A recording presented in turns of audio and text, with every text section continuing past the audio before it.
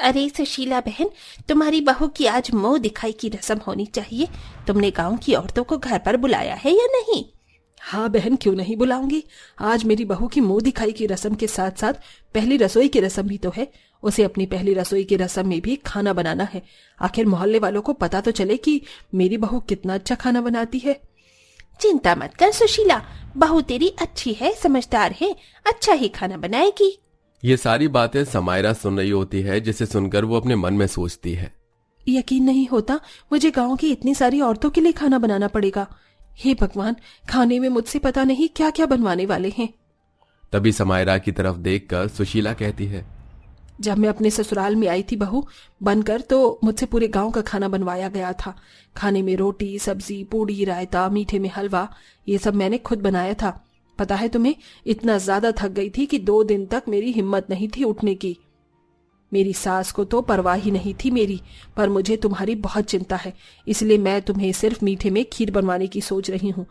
थोड़ी थोड़ी खीर जब सब में बटेगी तो सबका पूरा हो जाएगा। ज्यादा वैरायटीज बनाने की जरूरत नहीं है। ये सुनकर समायरा मुस्कुराती है। अच्छा माँ जी, ठीक है, आप जैसा कहोगे बिल्कुल वैसे ही करूंगी। समायरा खुश हो जाती है और अपने मन में सोचती है, कितना अच्छा ससुराल मिला है मुझे, जो मुझे इतना समझता है, और मेरी सास तो और भी ज्यादा अच्छी है। समायरा ऐसा सोचकर मन ही मन खुश हो रही थी। जब सभी औरतें गांव की आ जाती हैं तो मुंह दिखाई की रस्म की जाती है। मुंह दिखाई की रस्म के बाद समायरा सभी के लिए अपने हाथों से पतीला भरकर खीर बनाती है। खीर बनाने में उसे ज्यादा समय नहीं लगता। समायरा जल्दी से खीर बनाकर सभी को देती है। सब लोग उसके हाथों से बनी हुई खीर खाकर बहुत खुश होते हैं और साथ में उसे शगुन के तौर पर नेक भी देते हैं। कितना अच्छा ससुराल है मेरा, यहाँ तो मैं आराम से रह सकती हूँ। ऐसे ही धीरे धीरे मेहमानों से बातें करते करते आधी रात हो जाती है और सभी धीरे धीरे अपने घरों में चले जाते हैं। सबके जाने के बाद आधी रात में समायरा भी अपने कमरे में आकर आराम करने के लिए जाती है। आज की रात आराम से सोकर कल सुबह 7-8 बजे तक उठ जाऊंगी, तो भी थोड़ी सी नींद पूरी हो जाएगी मेरी। बाकी दोपहर में थोड़ा सो लूंगी। वैसे भी नई बहू हूँ, मुझे इतना कोई काम तो करवाएंगे नहीं।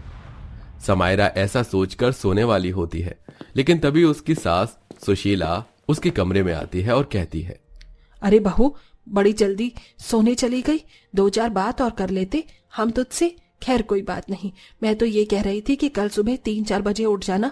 तुम्हारे बाबूजी को सुबह सुबह नाश्ता करने की आदत है, नहीं तो उन्हें बुरा लग जाएगा, और हम सभी भी उन्हीं की वजह से जल्दी नाश्ता कर लेते हैं।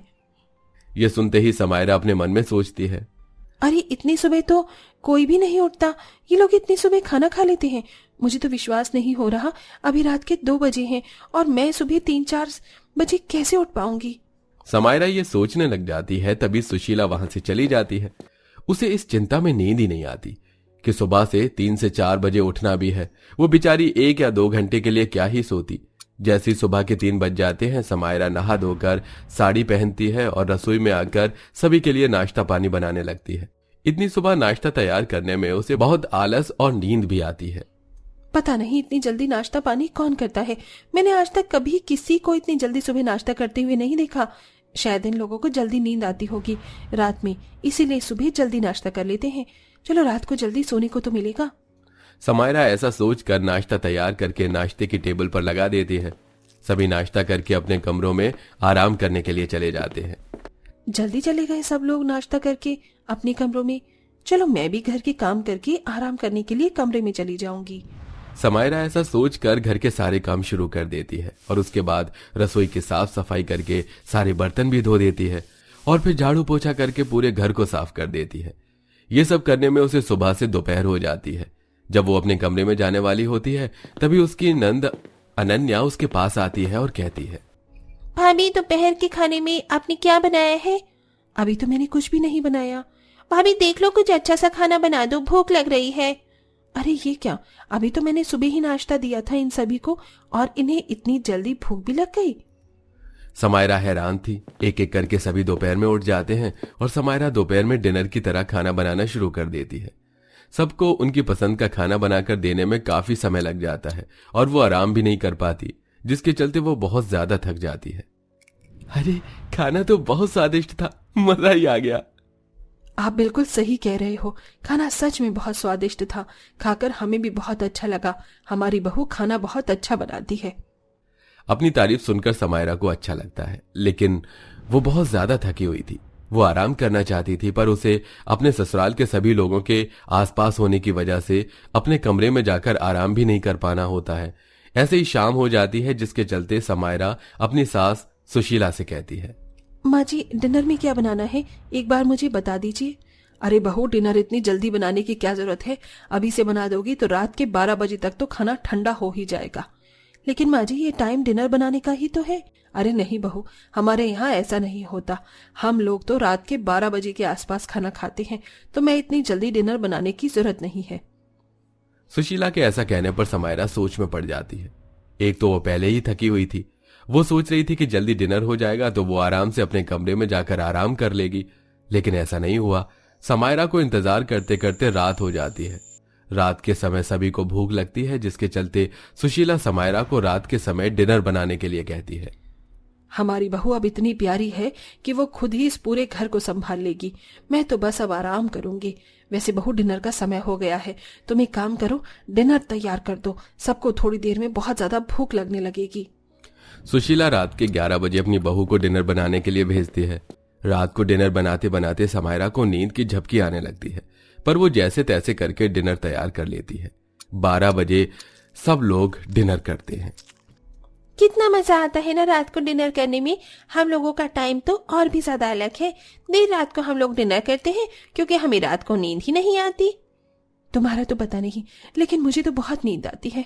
अरे कम से कम मेरे बारे में तो सोचा करो। मैं तो यहाँ सुबह नाश्ता और रात के 12 बजे डिनर बनाने वाली बनकर रह गई हूँ। अब रोजाना ही ऐसा हो रहा था। बेचारी समायरा को सुबह 4 बजे का नाश्ता बनाकर अपने ससुराल वालों को देना पड़ता था और रात को 12 बजे सभी डिनर करते थे, जिसकी वजह से समायरा की बहुत नींद खराब होती थी। उसे मात्र 2 से 3 घंटे सोने को मिलते थे, जिसकी वजह से उसकी आंखों के नीचे काले गड्ढे भी होने लगे थे और वो धीरे धीरे कमजोर होने लगी थी। एक दिन घर पर मेहमान आते हैं, जिसमें सुशीला की बहन बबीता भी होती है। अरे कहाँ हैं घर के सभी लोग, और हमारी प्यारी बहू कहाँ है? कहीं नजर ही नहीं आ रही। कितने महीने बाद मैं उससे मिलने आई हूँ। बबीता के कहने पर सुशीला समायरा को बुलाती है। समायरा बहू, जरा यहाँ पर आओ, देखो तुम्हारी मौसी सास तुमसे मिलने आई है। समायरा जैसे ही बबीता के सामने आती है, उसकी आंखों के नीचे काले गड्ढे और आंखें लाल और शरीर पर कमजोरी देखकर बबीता हैरान हो जाती है। वो उसकी हालत देखते ही कहती है, अरे बहू, क्या हालत बना रखी है तूने अपनी। तेरी आंखों के नीचे ये काले गड्ढे कैसे हो गए और तू इतनी कमजोर कैसे हो गई? ये सुनकर सुशीला भी बहुत ध्यान से समायरा की तरफ देखने लगती है। इससे पहले उसने कभी समायरा की तरफ इतने ध्यान से देखा ही नहीं था। क्या हुआ दीदी, तुम बहू का ख्याल नहीं रखती हो क्या? जैसे हम लोग रहते हैं वैसे ही बहू भी घर में रह रही है, लेकिन ये ऐसे कमजोर क्यों हो रही है, समझ नहीं आ रहा। आप लोग बात कीजिए, मैं अभी सभी के लिए कुछ खाने को लाती हूँ, चाय नाश्ता। समायरा जब रसोई में जाती है तो पीछे पीछे बबीता भी आ जाती है और वो उसे पूछने लगती है कि उसकी ऐसी हालत क्यों हुई, जिसके बाद समायरा रोते हुए बबीता को सब कुछ बताती है। ये सुनकर बबीता को भी बहुत अटपटा लगता है।